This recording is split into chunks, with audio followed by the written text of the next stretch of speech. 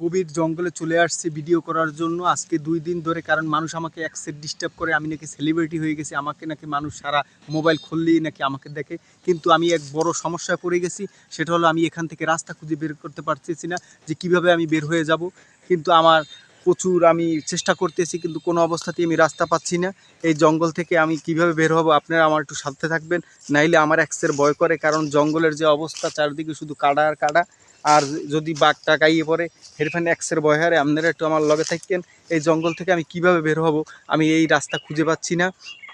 যাই হোক, এই রকমের নিরিবিলি জায়গায় যদি একলা থাকেন অবশ্যই ভয় করবে। আর এখানে বিশেষ করে জঙ্গলে দেখেন বড় বড় কি সুন্দর কাড়া, এই এত একটা গুতা খাইলে এই পাশে দেখেন অবস্থাটা। এই যে বিশাল জঙ্গল, এই জঙ্গল থেকে আমি বের হওয়ার রাস্তা খুঁজেই পাচ্ছি না। আজ 2 দিন ধরে আমি কিন্তু প্রচুর চেষ্টা করতেছি। যাই হোক, আপনারা মোর একটু অবশ্যই লগে থাকবেন।